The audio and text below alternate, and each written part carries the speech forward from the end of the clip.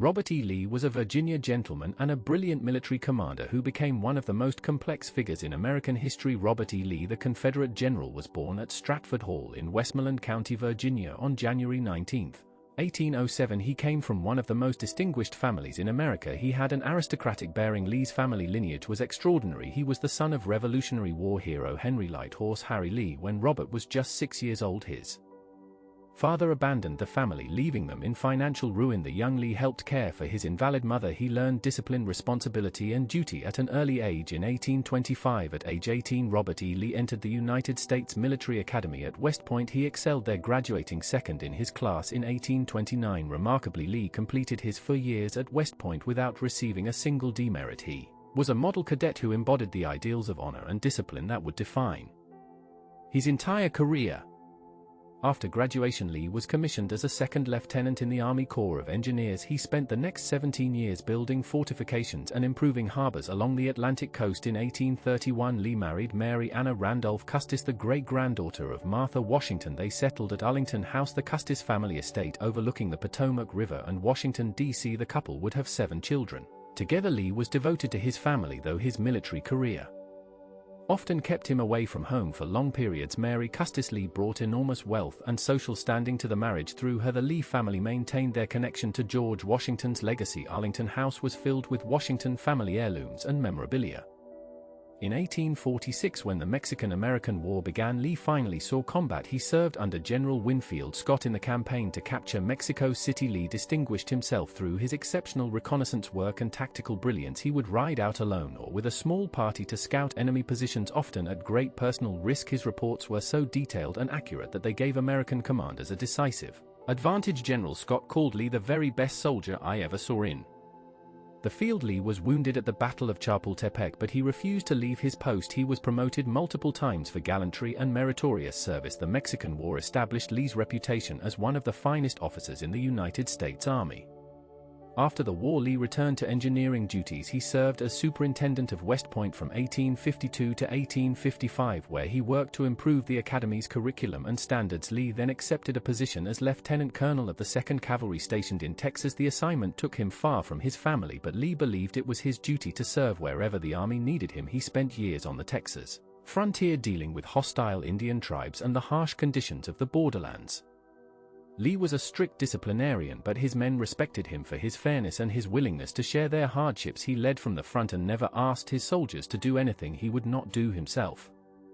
In October 1859, Lee was called to Harper's Ferry, Virginia, where the abolitionist John Brown had seized the federal arsenal. Lee commanded the detachment of Marines that stormed the engine house where Brown and his followers had barricaded themselves. Lee's force quickly overwhelmed the raiders and captured Brown. The incident at Harper's Ferry revealed the deepening crisis over slavery that was tearing the nation apart. Lee personally opposed slavery, calling it a moral and political evil, but he believed it would end gradually through God's will rather than through violent upheaval. Lee owned few slaves himself, but through his wife's inheritance he controlled the enslaved people of the Custis estate. He was required by his father-in-law's will to emancipate them within 5 years. As tensions between North and South escalated, Lee watched with growing concern. The possibility of disunion filled him with dread. Lee loved the United States Army. He had served it faithfully for more than 30 years. He believed deeply in the Union and the Constitution, but Lee's loyalty to Virginia ran even deeper in the culture of his time and place. A man's first allegiance was to his state. Virginia was not just where Lee lived, it was who he was. His identity, his honor, his family's honor were all bound up with Virginia. When the secession crisis came, Lee faced an agonizing choice between his country and his state. In April 1861, after the Confederate attack on Fort Sumter, President Lincoln called for troops to suppress the rebellion. Virginia had not yet seceded, and Lee was offered command of the Union Army. Francis Preston Blair, acting on Lincoln's behalf, met with Lee at his home in Arlington. Blair offered Lee command of the forces that would be raised to put down the Southern rebellion. Lee agonized over the decision. He spent the night pacing and praying. He opposed secession and he opposed war, but when Virginia voted to leave the Union on April 17, 1861, Lee made his choice. He could not raise his hand against his native state, his family, his home. Within days, Lee resigned his commission in the United States Army. It was the most painful decision of his life. Lee wrote that he had to follow his conscience even if it meant sacrificing everything he had worked for. Lee traveled to Richmond where he accepted command of Virginia's military forces. He was soon commissioned as a general in the Confederate Army. Lee spent the first year of the war in various assignments, including an unsuccessful campaign in Western Virginia that damaged his reputation. But in June 1862, when General Joseph Johnston was wounded, Lee was given command of the army defending Richmond. He renamed it the Army of Northern Virginia, and it would become the most famous Confederate force of the war. Under Lee's leadership, the Army of Northern Virginia won victory after victory despite being outnumbered and outgunned. Lee's first major campaign was the 7 Days Battles in June and July 1862, where he drove Union General George McClellan's army away from Richmond. Lee was aggressive, almost recklessly so. He was willing to take enormous risks to achieve victory. He divided his forces in the face of superior numbers. He attacked when conventional wisdom said he should defend. Lee's audacity kept his opponents off balance. In August 1862, Lee won a stunning victory at 2nd Manassas, routing another Union army. Then Lee made a fateful decision. He would invade the North. Lee believed that a Confederate victory on Union soil might convince Britain and France to recognize the Confederacy. It might also strengthen Northern peace Democrats and weaken support for the war. Lee led his army across the Potomac River into Maryland, but the invasion ended in disaster at Antietam on September 17, 1862. In the bloodiest single day of the war, Lee's army fought McClellan's forces to a standstill. Lee was forced to retreat back to Virginia. Antietam was a strategic defeat for the Confederacy. It ended any hope of European recognition, and it gave President Lincoln the opportunity to issue the Emancipation Proclamation. But Lee had escaped destruction and his army remained intact and dangerous. In December 1862, Lee won his most one-sided victory at Fredericksburg, where Confederate forces slaughtered Union troops attacking across open ground. Lee watched the carnage and reportedly said, "It is well that war is so terrible, otherwise we should grow too fond of it." In May 1863, Lee achieved his greatest tactical triumph at Chancellorsville, where he defeated a Union army twice the size of his own. Lee divided his forces, sending Stonewall Jackson on a daring flank march that routed the Union right wing, but victory came at a terrible price. Jackson was mortally wounded by friendly fire and died days later. Lee said, "I have lost my right arm." Jackson's death was a blow from which Lee and the Army of Northern Virginia never fully recovered. Emboldened by victory, Lee launched a second invasion of the North. In June 1863, he led his army into Pennsylvania, hoping to win a decisive victory that would force the North to negotiate peace. The campaign ended at Gettysburg in the first 3 days of July 1863 in the largest battle ever fought in North America. Lee attacked Union forces commanded by General George Meade on July 3. Lee ordered a massive frontal assault across open ground against the center of the Union line. Pickett's charge, as it became known, was a catastrophic failure. Confederate forces were cut down by artillery and rifle fire. Lee lost a third of his army at Gettysburg. He took full responsibility for the defeat, telling his men, "It is all my fault." Lee offered his resignation to Confederate President Jefferson Davis, but Davis refused to accept it. After Gettysburg, the war became a grinding struggle of attrition. In 1864, Ulysses S. Grant was given command of all Union armies. Grant understood that the North's advantages in manpower and resources would eventually wear down the Confederacy. He launched a relentless campaign against Lee's army, attacking again and again. Even when he suffered terrible casualties, Grant said he would fight it out on this line if it took all summer. The Overland Campaign from May to June 1864 produced some of the war's bloodiest fighting at the Wilderness, Spotsylvania Courthouse and Cold Harbor. Lee's tactical skill allowed him to inflict heavy losses on Grant's forces, but unlike previous Union commanders, Grant would not retreat after a defeat. He kept moving south, forcing Lee to give ground. By June 1864, Grant had pinned Lee's army at Petersburg south of Richmond. The two armies settled into siege warfare with elaborate trench systems stretching for miles. Lee's forces were slowly starving. His supply lines were cut one by one. His army was shrinking through casualties, desertion, and disease. Lee knew the Confederacy was dying, but he continued to fight. He believed it was his duty to resist as long as possible. He hoped that Northern war weariness might still lead to a negotiated peace that would preserve some form of Southern independence. In early 1865, with the Confederacy collapsing, Lee was given overall command of all Confederate armies, but it was far too late. Lee's army was trapped at Petersburg, starving and outnumbered. On April 2, 1865, Grant's forces broke through the Confederate lines. Lee was forced to abandon Petersburg and Richmond. He led his army west, hoping to resupply and continue the fight, but Union forces pursued and cut off his escape routes. Lee's army was surrounded, hungry, exhausted, and reduced to fewer than 30,000 men. On April 9, 1865 Lee met Grant at Appomattox Courthouse to discuss surrender. Lee wore his finest uniform with a jeweled sword. Grant wore a mud-spattered private's coat. The two generals who had fought each other for nearly a year treated each other with respect and courtesy. Grant offered generous terms. Confederate soldiers would be paroled and allowed to return home. They could keep their horses for spring plowing. Officers could keep their sidearms. Lee accepted the terms. When Lee rode back to his men, they crowded around him. Many were weeping. Lee told them, "I have done the best I could for you. Go home now, and if you make as good citizens as you have soldiers, you will do well, and I shall always be proud of you." After the war, Lee faced an uncertain future. He was a paroled prisoner without citizenship or property. Arlington House had been confiscated by the federal government and turned into a military cemetery that would become Arlington National Cemetery. Lee was indicted for treason, though he was never brought to trial. Lee applied for a pardon and the restoration of his citizenship, but his application was misplaced and he never received a response. During his lifetime, Lee accepted the presidency of Washington College, a small struggling school in Lexington, Virginia. He devoted the last 5 years of his life to education. As president of Washington College, Lee transformed the institution. He expanded the curriculum, adding programs in engineering, journalism, and commerce. He emphasized practical education that would help young Southern men rebuild their region. Lee was a hands-on administrator who knew every student by name. He stressed character and honor, telling students, "We have but one rule here, and it is that every student be a gentleman." Lee's presence attracted students and donations. The school grew and prospered under his leadership. After his death, it was renamed Washington and Lee University in his honor.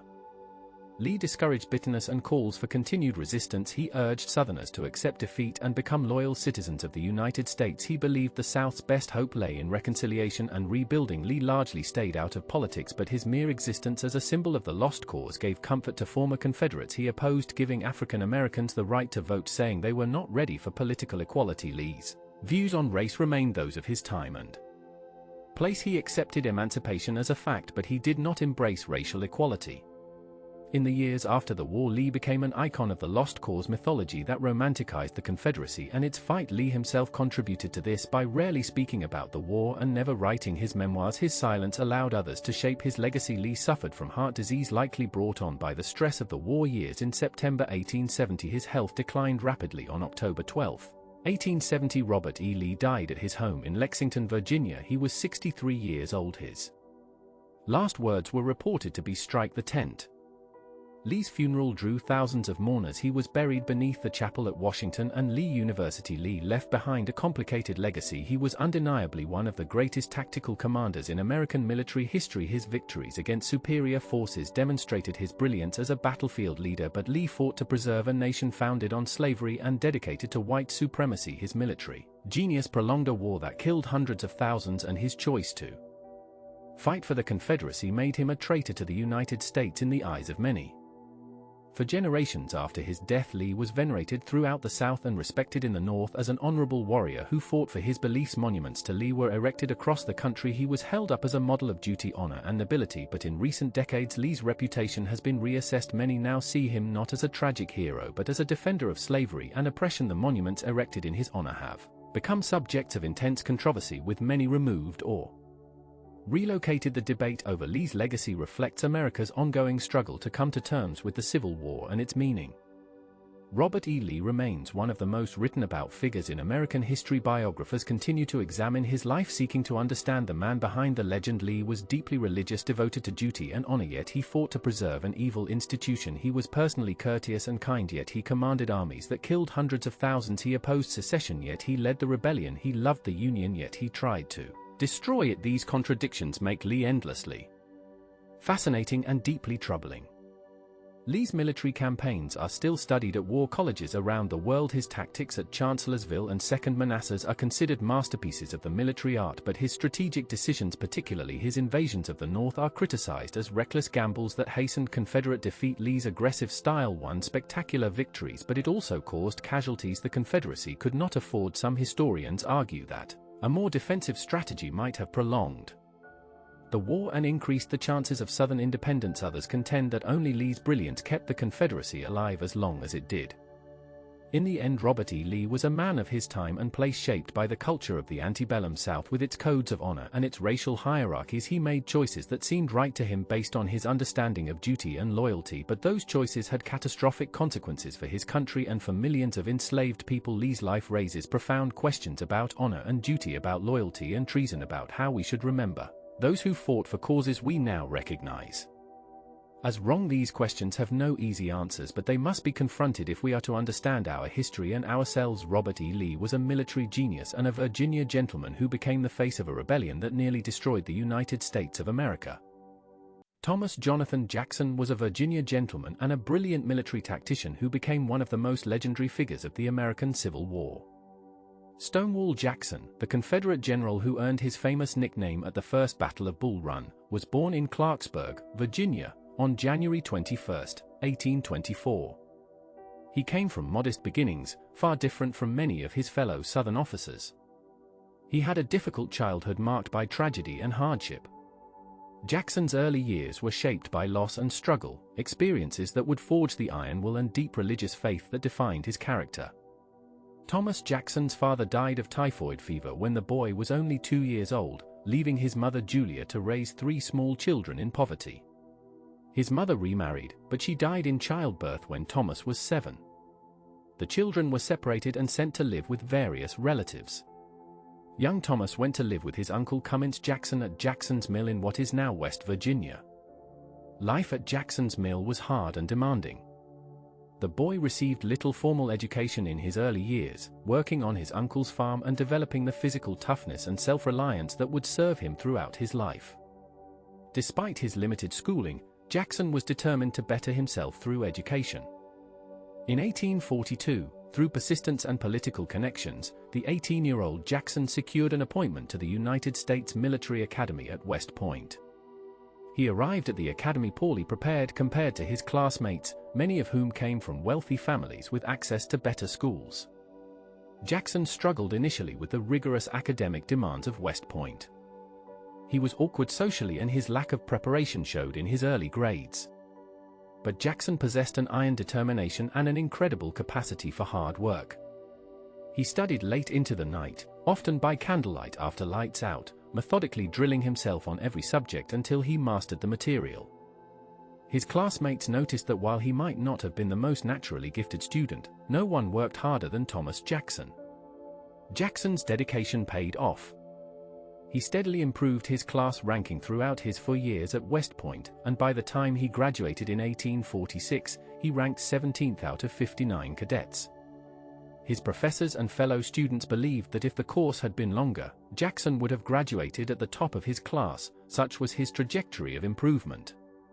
Jackson was commissioned as a second lieutenant in the United States Army and assigned to the artillery. Within months of graduation, he would face his first test in combat. The Mexican-American War broke out in 1846, and Lieutenant Jackson was sent to Mexico with the American forces under General Winfield Scott. In Mexico, Jackson distinguished himself repeatedly under fire. He showed exceptional courage and coolness in battle, qualities that would define his military career. At the Battle of Chapultepec, Jackson and his artillery unit held their position under withering Mexican fire, providing crucial support for the American assault. Jackson was brevetted for gallantry, promoted for his bravery in combat. The Mexican War gave Jackson invaluable experience in warfare and confirmed his abilities as a soldier. He learned lessons about mobility, surprise, and aggressive action that he would apply with devastating effect years later. After the war ended in 1848, Jackson returned to the United States and continued his service in the Army. He was stationed at various posts, including Fort Hamilton in New York. But peacetime military service did not suit Jackson's temperament and ambitions. In 1851, he resigned from the Army to accept a position as professor at the Virginia Military Institute in Lexington, Virginia. Jackson became a professor of natural philosophy and artillery tactics at VMI. His teaching career was not particularly successful. Jackson was a rigid, awkward instructor who taught by rote memorization and could not explain concepts in different ways if students did not understand. The cadets found him peculiar and difficult, giving him unflattering nicknames. But Jackson took his duties seriously and maintained strict discipline in his classes. In Lexington, Jackson also deepened his religious faith, which had been growing since his time in Mexico. He joined the Presbyterian Church and became deeply devout, attending services regularly and teaching a Sunday school class for enslaved African Americans, which was unusual for the time. Jackson's faith became the center of his existence. He believed that God controlled all events and that he was an instrument of divine will. This faith gave him a sense of calm and purpose that would sustain him through the trials of war. Jackson was known for his many eccentricities and peculiar habits. He believed one arm was longer than the other and would hold one hand up to balance his circulation. He sucked on lemons constantly. He refused to eat pepper because he said it made his left leg ache. He sat bolt upright in chairs to keep his internal organs properly aligned. In 1853, Jackson married Eleanor Junkin, the daughter of a local minister and college president. The marriage brought Jackson great happiness, but it ended in tragedy just 14 months later when Eleanor died in childbirth, along with their stillborn child. Jackson was devastated by the loss. He threw himself into his work and his faith, finding solace in prayer and religious study. In 1857, Jackson married again, this time to Mary Anna Morrison, the daughter of another Presbyterian minister. This marriage was happy and enduring. Mary Anna understood and accepted her husband's eccentricities and shared his deep religious convictions. Jackson lived quietly in Lexington through the 1850s, teaching at VMI, attending church, and managing his household. Like many Virginians of his time and class, Jackson owned slaves. He purchased several enslaved people to work in his household. His relationship with slavery was complex and contradictory, like many aspects of his character. He taught Sunday school to enslaved people and expressed belief that slavery was ordained by God but would eventually end according to divine timing. When the sectional crisis between North and South intensified in the late 1850s, Jackson hoped for peace but believed that Virginia's loyalty belonged to the South if war came. He was not a fervent secessionist like some of his fellow Southerners. Jackson loved the Union and had served it honorably in the United States Army. But his loyalty to Virginia was stronger. When Abraham Lincoln was elected president in November 1860, the Southern states began to secede from the Union. Jackson watched these events with concern, praying for peace but preparing for war. In April 1861, Confederate forces fired on Fort Sumter in Charleston Harbor, and the Civil War began. Virginia seceded from the Union shortly afterward.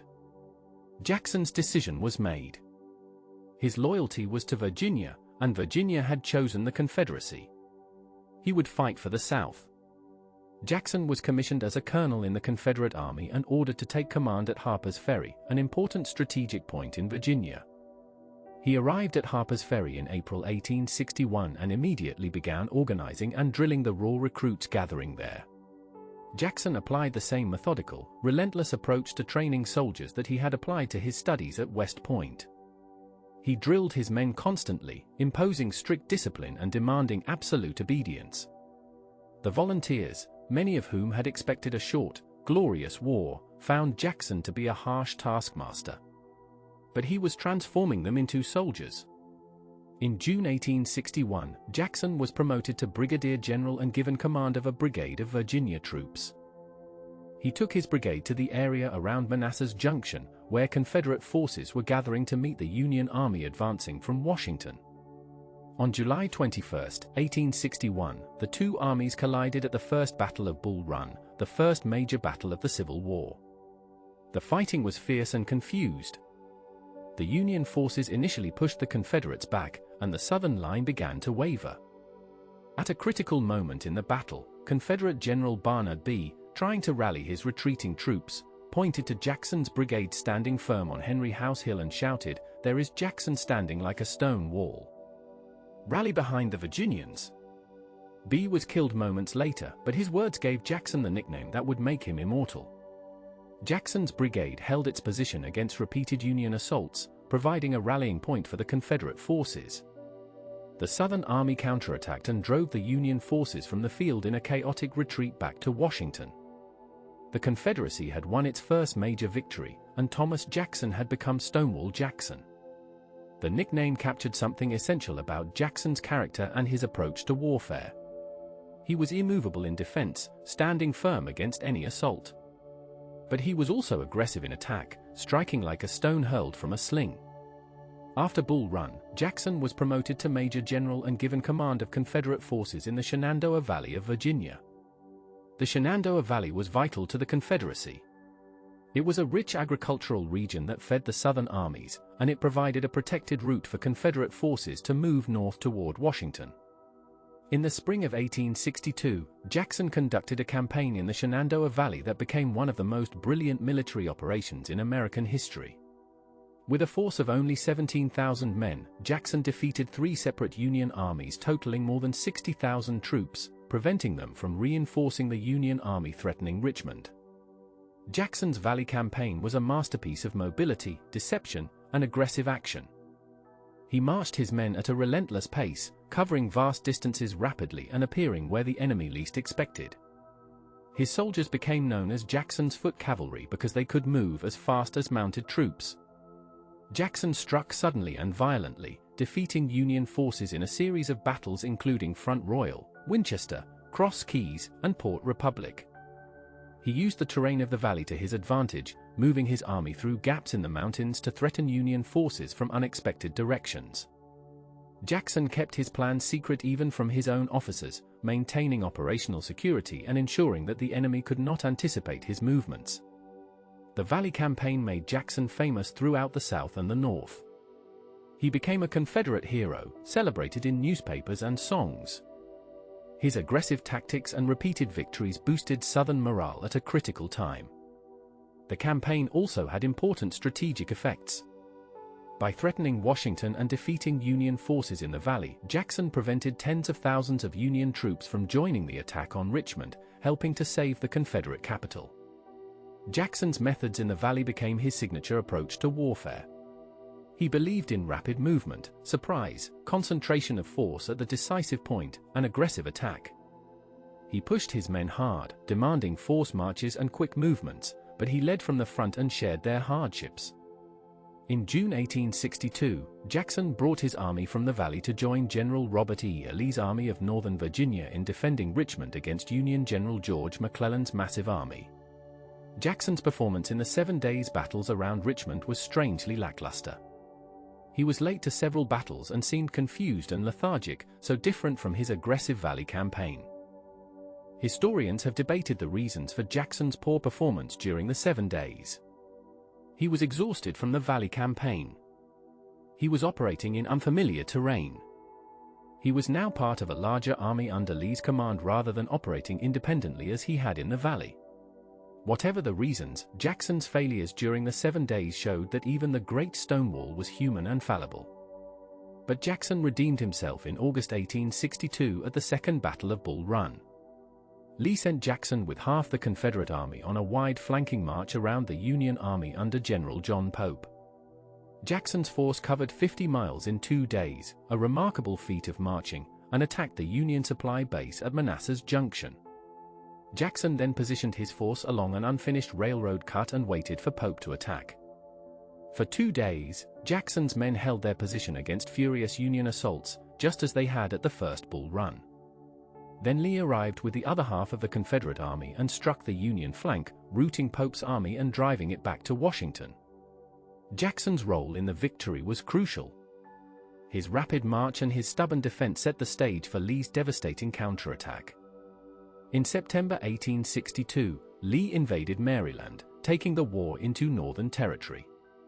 Jackson was given the assignment of capturing the Union garrison at Harper's Ferry.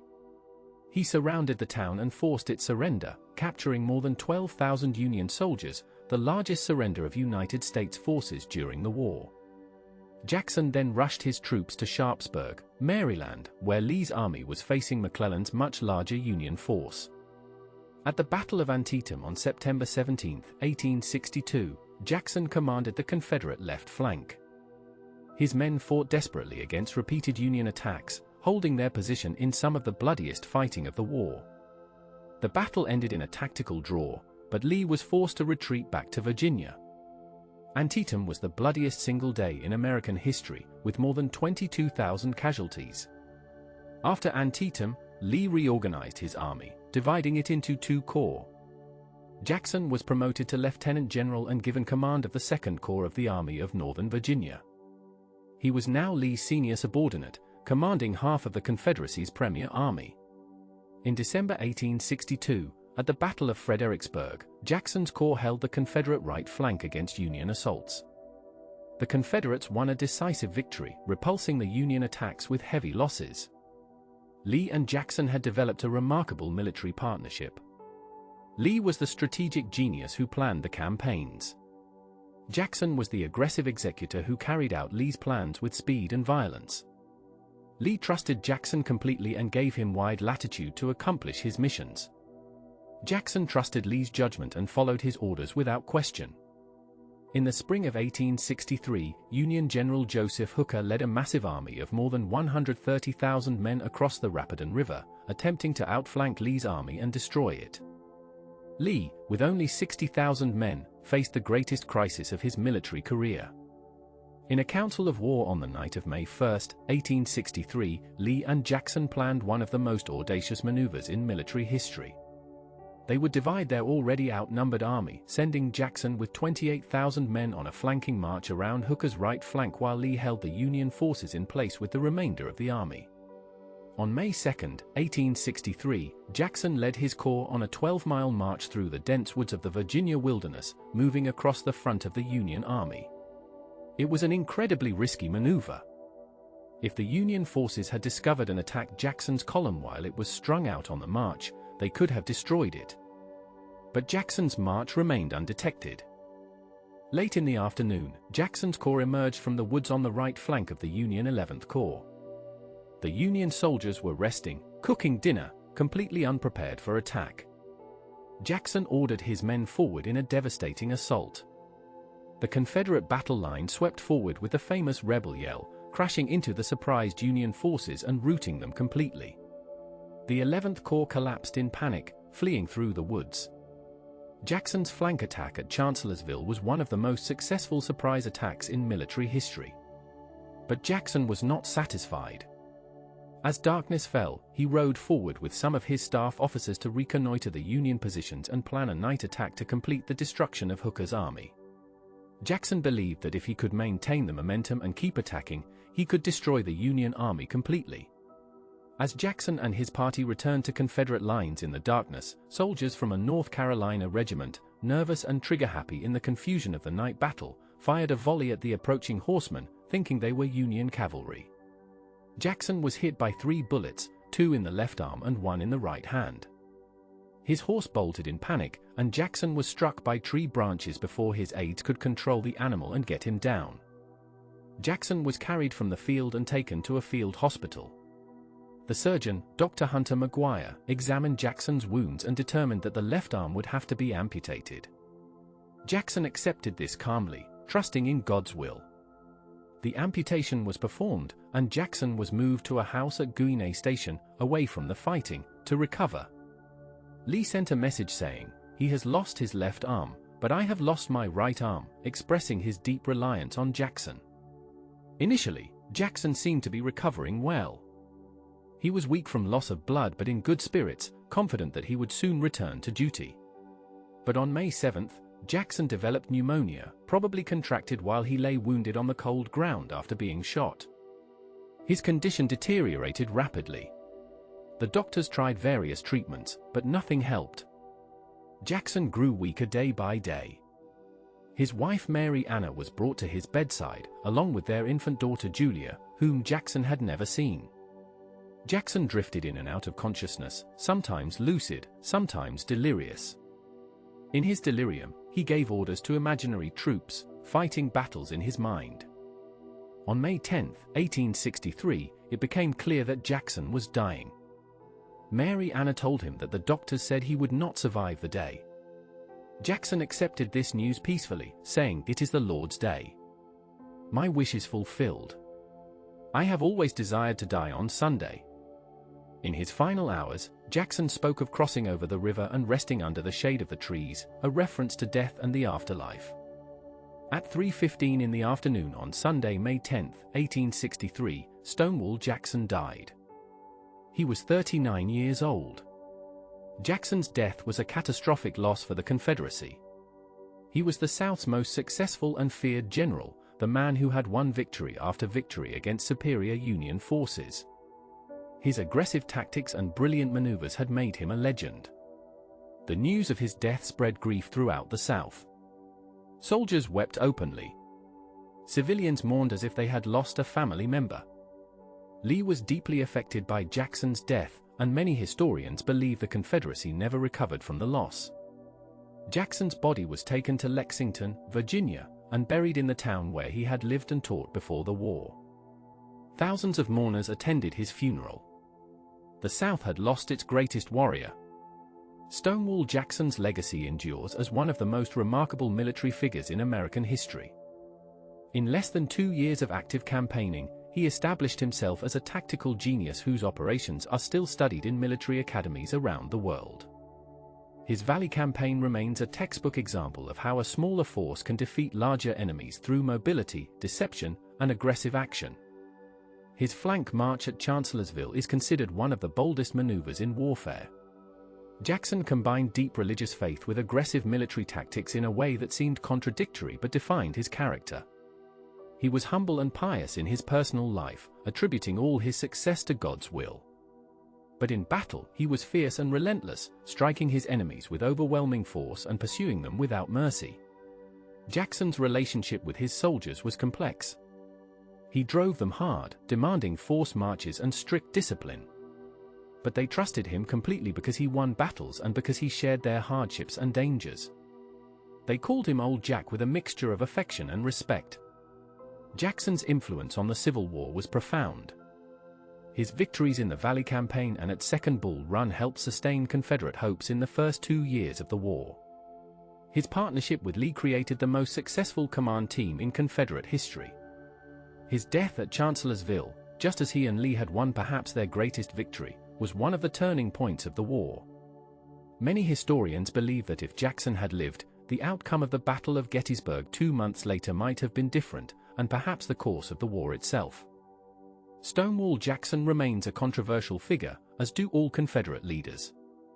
He fought to preserve a nation founded on slavery, a cause that history has rightly judged as immoral and unjust.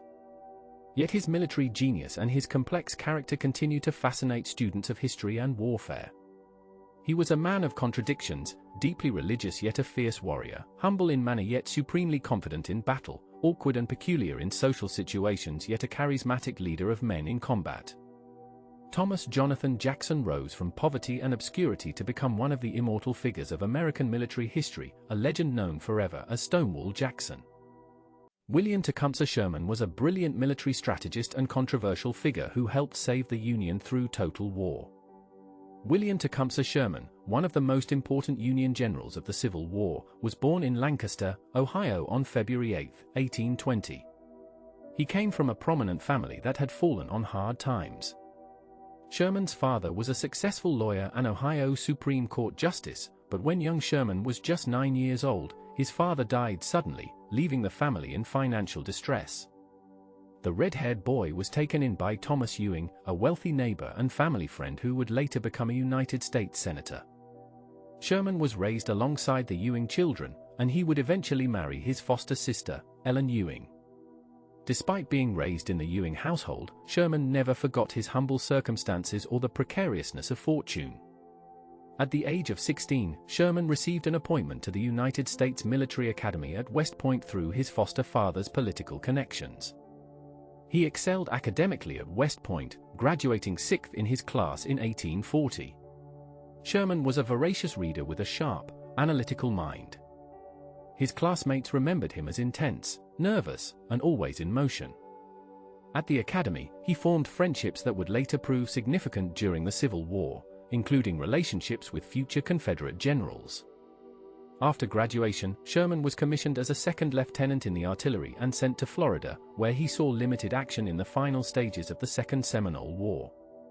The experience gave him his first taste of unconventional warfare against an enemy that refused to fight by traditional rules.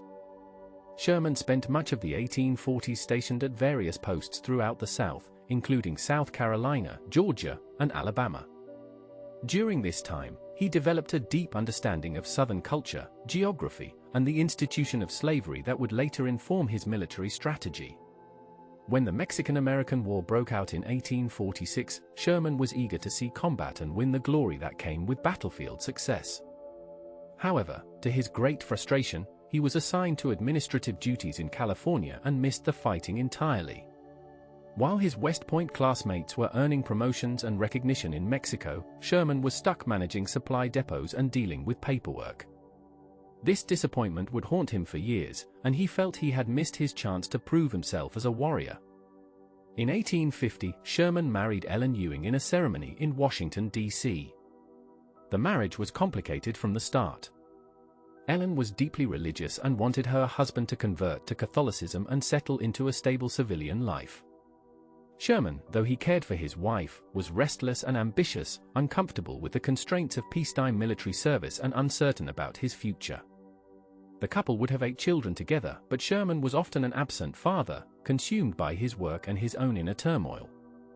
In 1853, frustrated with the slow pace of promotion in the peacetime army and struggling financially, Sherman resigned his commission. He was 33 years old and searching for purpose. Sherman's civilian years were marked by failure and disappointment. He worked as a banker in San Francisco during the gold rush era, but when the Panic of 1857 hit, his bank collapsed. He then tried practicing law in Kansas, but he lacked the temperament and patience for it and quickly gave up. Sherman fell into deep depression, plagued by self-doubt and financial worry. He believed himself to be a failure, unable to support his family or live up to the expectations of his foster father and his wife. Friends and family worried about his mental state. In 1859, he accepted a position as superintendent of a new military academy in Louisiana, which would later become Louisiana State University. Sherman loved the work and the South, but when Louisiana seceded from the Union in 1861, he immediately resigned and headed north. Despite his affection for the Southern people he had known, Sherman's loyalty to the Union was absolute and unquestioning. When the Civil War began in April 1861, Sherman rejoined the army as a colonel. He was given command of a brigade and fought at the First Battle of Bull Run in July 1861, where Union forces were routed by the Confederates. The defeat was humiliating, but Sherman performed competently, helping to cover the Union retreat. He was promoted to brigadier general and sent to Kentucky, where he was given command of Union forces in the state. But Sherman's time in Kentucky was disastrous. Overwhelmed by the responsibility and convinced that the Confederates vastly outnumbered his forces, Sherman suffered a nervous breakdown. He made wild estimates of enemy strength, demanded impossible numbers of reinforcements, and behaved erratically. Newspapers reported that Sherman was insane, and he was relieved of command. Sherman returned home to Ohio in disgrace, contemplating suicide. His wife Ellen stood by him, but Sherman believed his military career was over and that he had proven himself to be the failure he had always feared he was. What saved Sherman was the loyalty of his friends, particularly General Henry Halleck and General Ulysses S. Grant. Halleck gave Sherman another chance, assigning him to a subordinate command under Grant in Tennessee. In April 1862, Sherman commanded a division at the Battle of Shiloh, one of the bloodiest battles of the war. Sherman was wounded twice during the fighting and had 3 horses shot out from under him, but he rallied his men and held his position. His performance at Shiloh restored his reputation and earned Grant's respect and trust. Grant and Sherman formed one of the most important military partnerships in American history. They understood each other instinctively. Grant appreciated Sherman's intelligence and aggressive spirit, while Sherman trusted Grant's judgment and supported him without reservation. Together, they would revolutionize warfare and bring the Confederacy to its knees. Throughout 1862 and 1863, Sherman served under Grant in the Western Theater, participating in the long, grueling campaign to capture Vicksburg, Mississippi, the Confederate stronghold on the Mississippi River. Sherman led multiple failed assaults and expeditions, but he learned from each setback. When Vicksburg finally fell in July 1863, it was a turning point in the war, cutting the Confederacy in two. Sherman had played a crucial role in the victory. He was promoted to brigadier general in the regular army and given command of the Army of the Tennessee. Sherman was no longer the nervous, self-doubting officer who had broken down in Kentucky. He had become a hardened, confident commander who understood that this war would not be won by traditional means. In March 1864, when Grant was promoted to General-in-Chief of all Union armies and called to the Eastern Theater to face Robert E. Lee, Sherman was given command of the Military Division of the Mississippi, responsible for all Union forces in the West. His mission was clear: capture Atlanta, Georgia, the industrial and transportation heart of the Deep South. Sherman commanded 3 armies totaling about 100,000 men, facing Confederate General Joseph E. Johnston's Army of Tennessee. Sherman's Atlanta campaign began in May 1864 and lasted for months. It was a chess match of maneuver and battle, with Sherman constantly flanking Johnston's defensive positions, forcing the Confederates to retreat closer and closer to Atlanta. Johnston was a skilled defensive commander, but he could not stop Sherman's relentless advance. In July 1864, Confederate President Jefferson Davis, frustrated with Johnston's retreats, replaced him with the aggressive General John Bell Hood.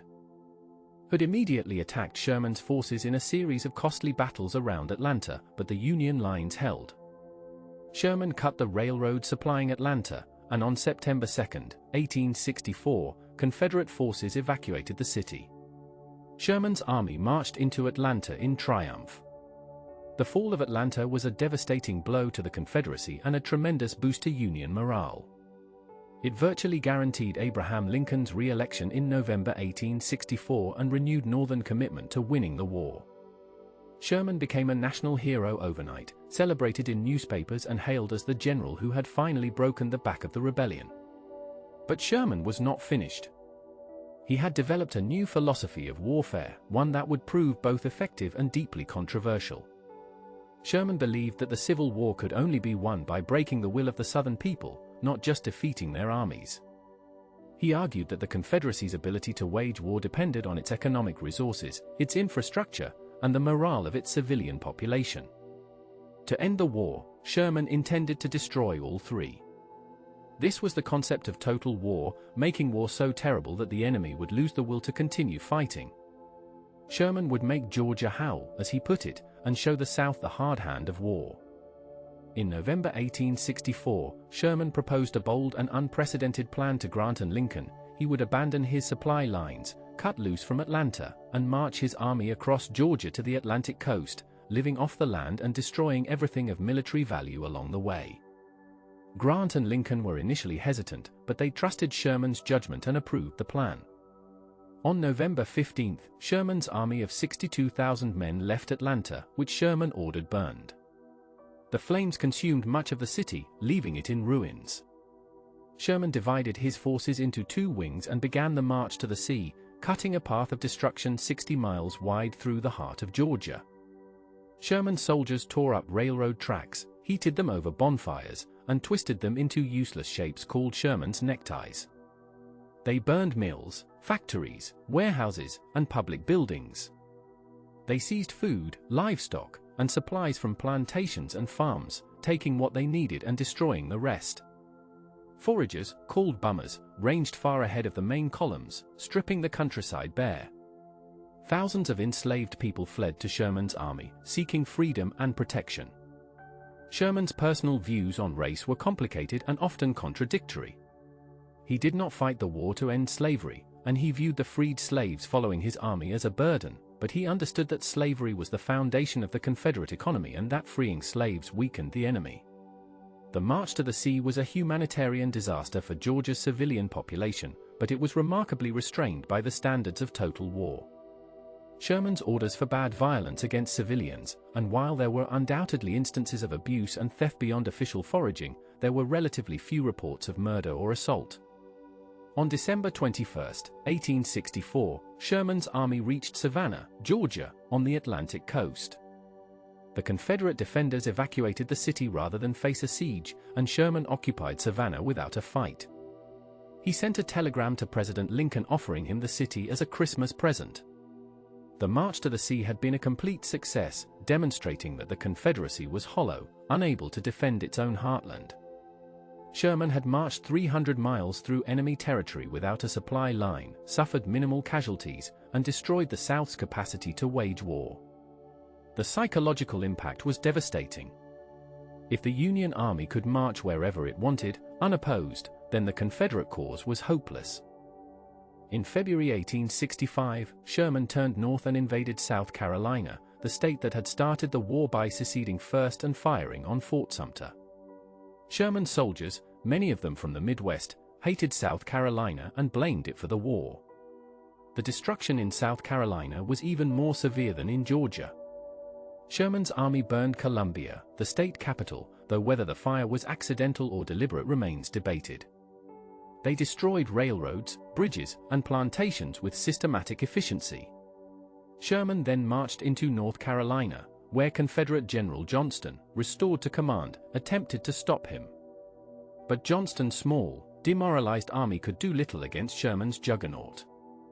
By April 1865, Sherman was closing in on Johnston's forces, preparing to link up with Grant's army in Virginia. On April 9, 1865, Robert E. Lee surrendered to Ulysses South Grant at Appomattox Courthouse in Virginia, effectively ending the Civil War. Sherman and Johnston met on April 17 near Durham Station, North Carolina, to negotiate the surrender of Johnston's army. Sherman, wanting to end the war quickly and begin the process of reconciliation, offered Johnston generous terms that went far beyond a simple military surrender.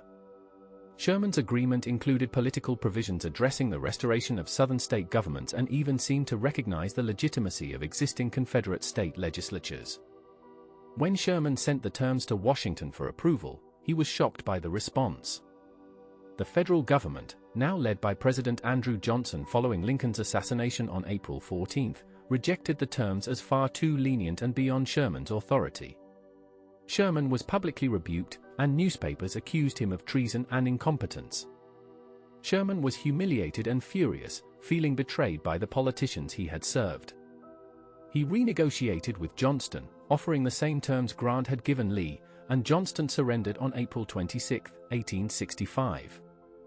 After the war, Sherman remained in the Army, serving as Commanding General of the United States Army from 1869 to 1883. He oversaw the Indian Wars in the West, applying some of the same total war principles he had used in Georgia. Sherman believed that Native American resistance had to be crushed completely, and he supported policies that destroyed the buffalo herds that sustained Plains Indian cultures, forcing tribes onto reservations. His role in the Indian Wars remains one of the most controversial aspects of his legacy.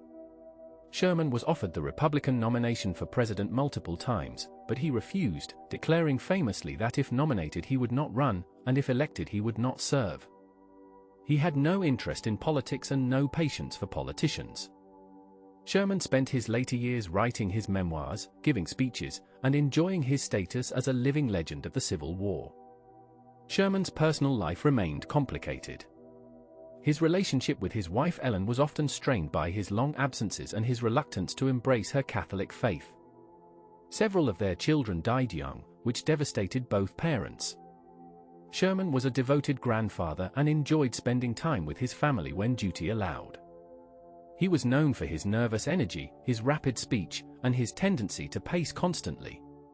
He was a brilliant conversationalist, well-read and opinionated on virtually every subject. He maintained close friendships with Grant and other wartime comrades, and he was deeply affected by Grant's death in 1885. William Tecumseh Sherman died in New York City on February 14, 1891, 6 days after his 71st birthday. He had caught a cold that developed into pneumonia.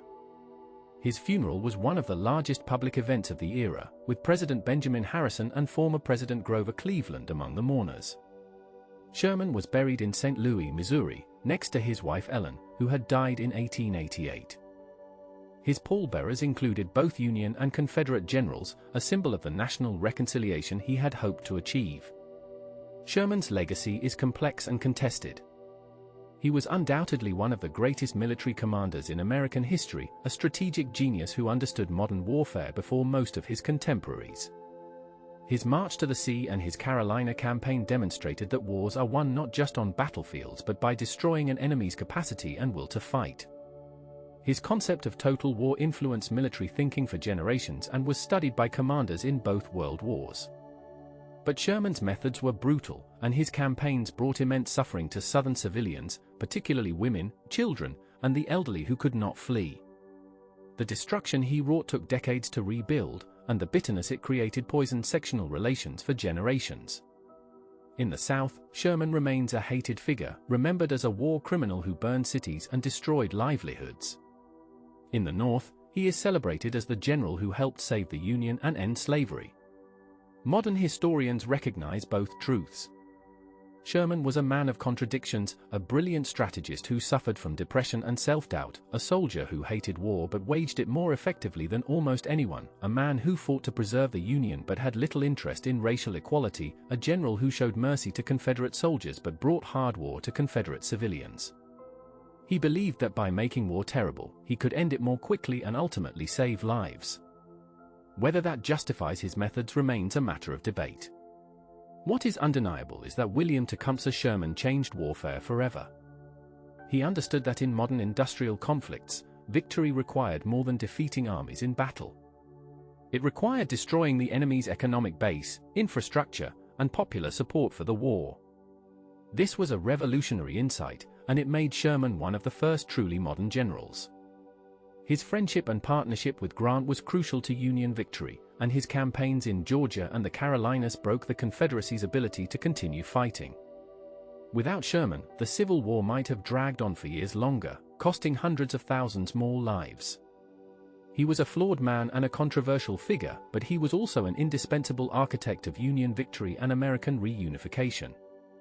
Sherman himself once said that war is hell, and he knew that truth better than most, having brought that hell to the doorsteps of thousands. He died believing he had done his duty to his country, and history, for all its complications, has largely agreed. George McClellan was a brilliant military organizer and a cautious general who became one of the most controversial figures of the American Civil War. George McClellan, the second commanding general of the Union Army, was born in Philadelphia, Pennsylvania on December 3, 1826. He came from a prominent and well-educated family. His father was a distinguished surgeon and founder of Jefferson Medical College. McClellan had a natural intelligence and a commanding presence. From an early age he showed exceptional academic promise. He was educated at private schools in Philadelphia where he excelled in mathematics and classical studies.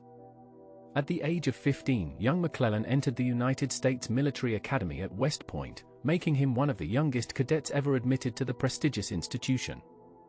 He graduated second in his class in 1846, demonstrating his remarkable intellectual capabilities and his dedication to military science. George McClellan entered military service just as the United States was going to war with Mexico.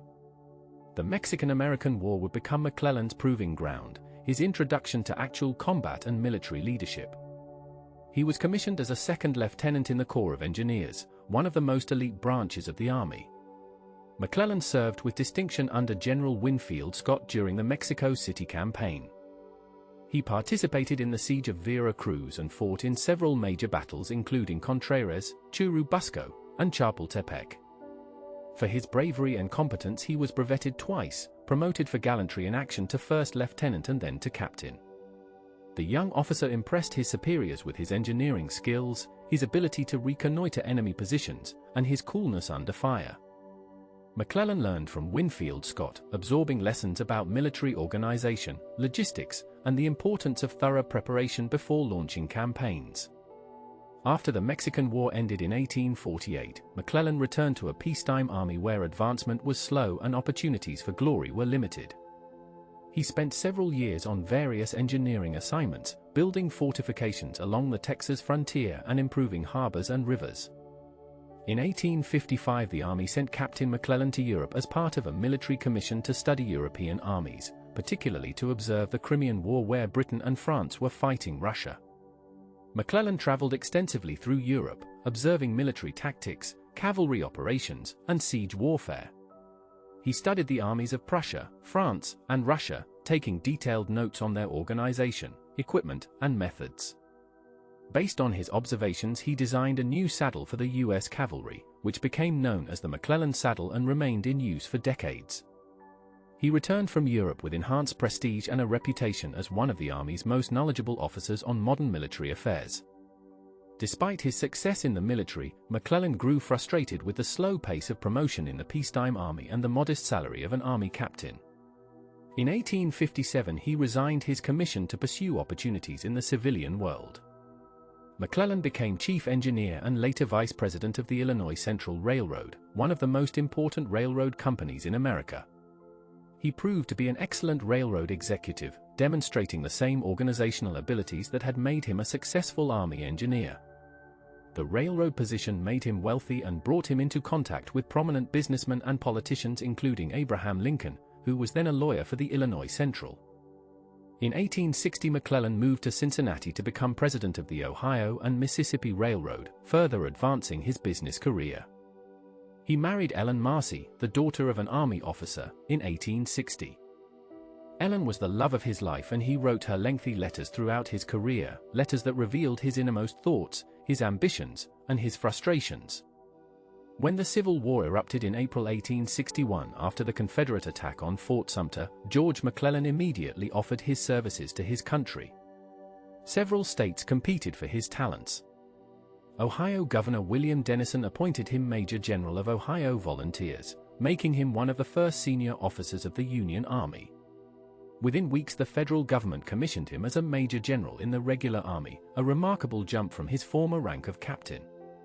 McClellan was assigned to command the Department of the Ohio, responsible for the defense of Ohio, Indiana, and Illinois, and for military operations in Western Virginia. In his first campaign McClellan led Union forces into the mountains of Western Virginia in the summer of 1861. His forces won several small but significant victories at Philippi, Rich Mountain, and Carrick's Ford, driving Confederate forces out of the region and securing Western Virginia for the Union. These victories, though minor in scale, were magnified by the Northern press starving for good news after months of Confederate successes. While McClellan was winning in Western Virginia, the main Union Army suffered a catastrophic defeat at the First Battle of Bull Run in July 1861. The Union Army under General Levin McDowell was routed by Confederate forces and fled back to Washington in chaos and confusion. The defeat shocked the North and created panic in the capital. President Lincoln needed someone to restore order, rebuild the shattered army, and defend Washington against what many feared would be an imminent Confederate attack. Lincoln turned to the young general who had won victories in Western Virginia. On July 26, 1861, George McClellan was summoned to Washington and given command of the Division of the Potomac, soon renamed the Army of the Potomac. At age 34, McClellan became responsible for organizing, training, and leading the primary Union Army in the Eastern Theater. George McClellan proved to be a brilliant organizer and trainer of troops.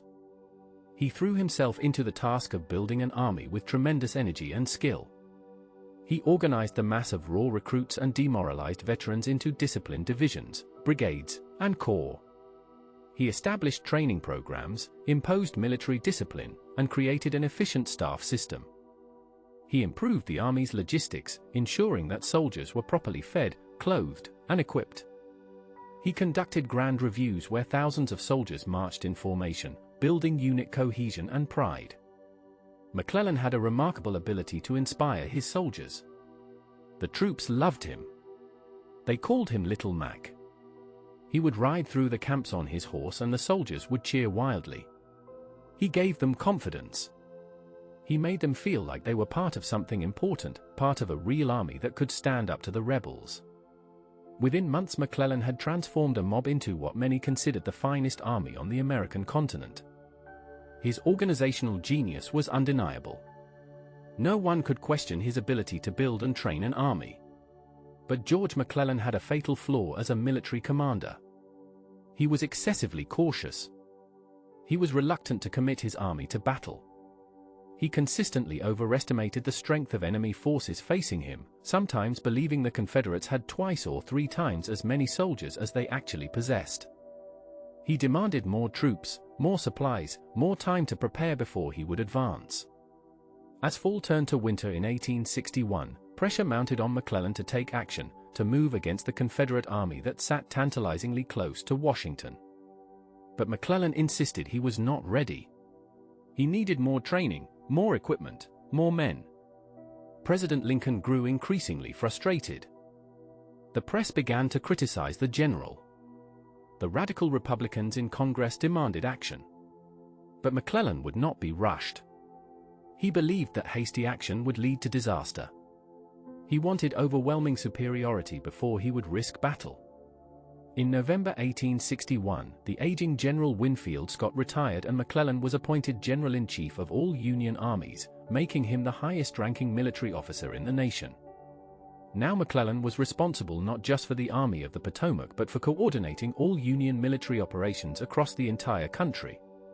The dual responsibility proved too much. McClellan became overwhelmed with administrative details.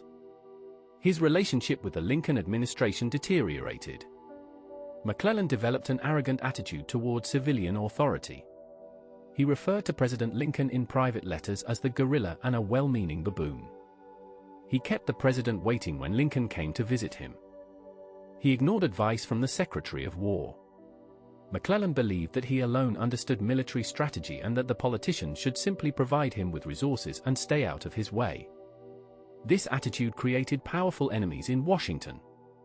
Finally, in March 1862, under intense political pressure, McClellan launched his long-awaited offensive against Richmond, the Confederate capital.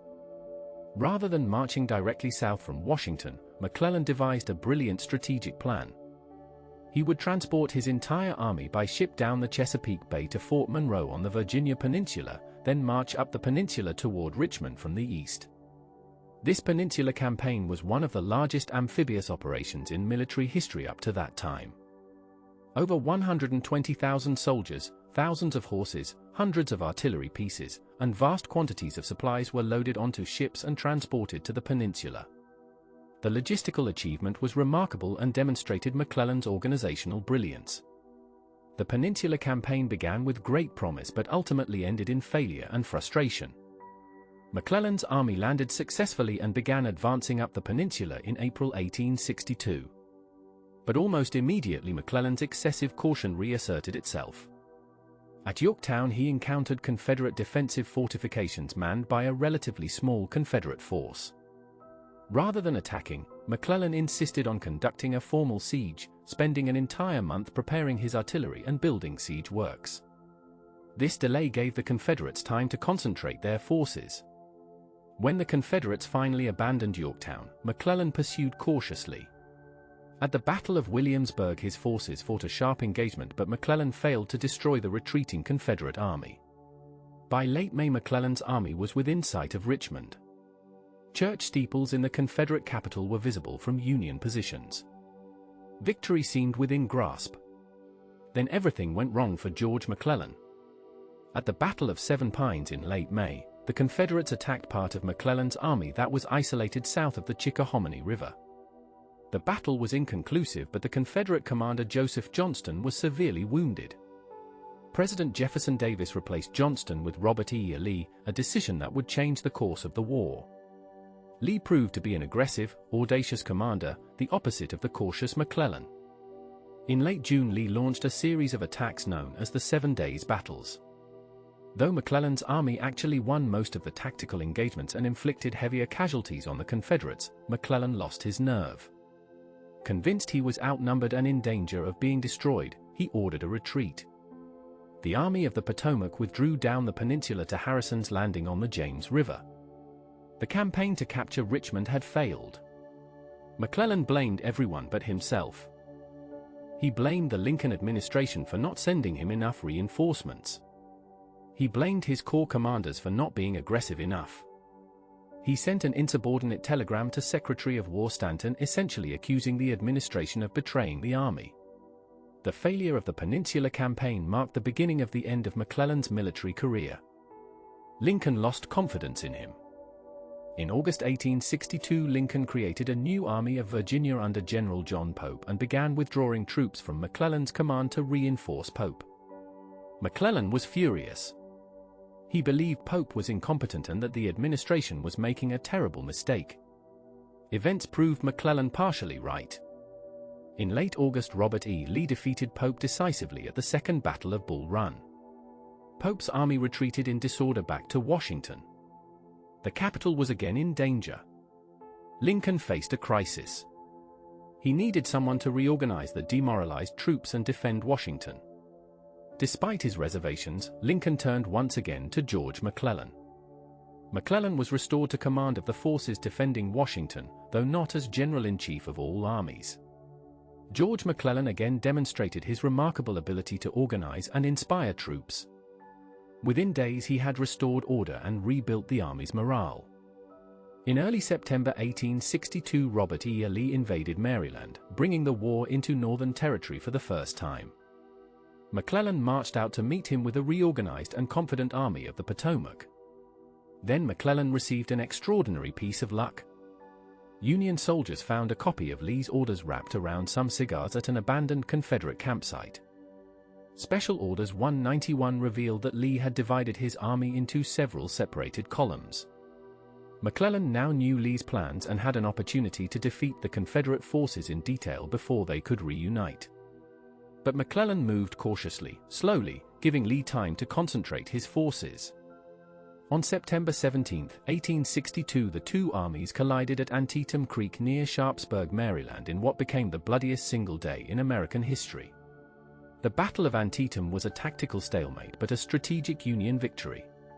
McClellan's attacks were poorly coordinated, launched piecemeal rather than simultaneously, allowing Lee to shift troops to meet each threat. McClellan kept an entire corps in reserve and never committed it to battle, even though doing so might have destroyed Lee's army. Still, Lee's invasion was stopped and he was forced to retreat back into Virginia.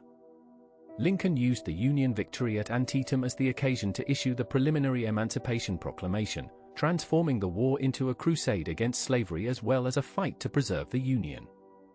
After Antietam, McClellan again became cautious and refused to pursue Lee's battered army aggressively.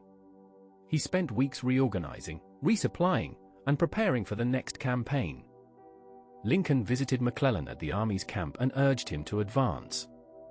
McClellan promised action but continued to delay. Lincoln's patience finally ran out.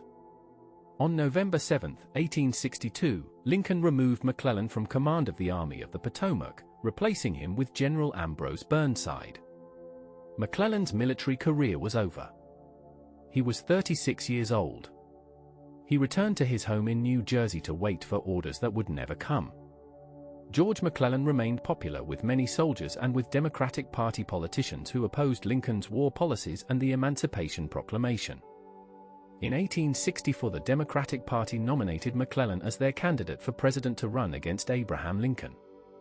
The Democratic platform called for an immediate armistice and peace negotiations with the Confederacy, though McClellan himself repudiated that plank of the platform and insisted he would continue the war until the Union was restored. The 1864 election became a referendum on the war. In the summer of 1864, when the war was going badly for the Union, McClellan appeared likely to win. But then Union victories at Atlanta and in the Shenandoah Valley turned the tide. Lincoln won a decisive victory in November 1864, carrying all but 3 states. McClellan won only 21 electoral votes to Lincoln's 212. The soldiers themselves, the men who had loved Little Mac, voted overwhelmingly for Lincoln. They wanted to finish the war, not negotiate a peace that would leave the nation divided.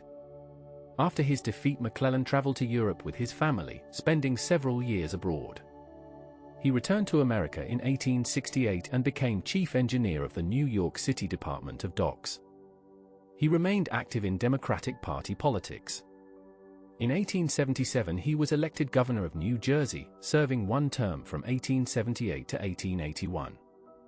As governor, he proved to be an honest and competent administrator, reforming the state's finances and supporting civil service reform. After leaving office, he worked as a writer and lecturer, defending his military record and his decisions during the war. He wrote his memoirs, McClellan's Own Story, which was published posthumously. The memoir was defensive and self-justifying, blaming others for his failures and claiming he had been betrayed by the Lincoln administration. George McClellan died of a heart attack on October 29, 1885 at his home in Orange, New Jersey. He was 58 years old. He was buried in Riverview Cemetery in Trenton, New Jersey. Thousands attended his funeral, including many veterans who had served under him in the Army of the Potomac. Even in death, McClellan remained a controversial figure. His supporters remembered him as a brilliant organizer who had been undermined by incompetent politicians.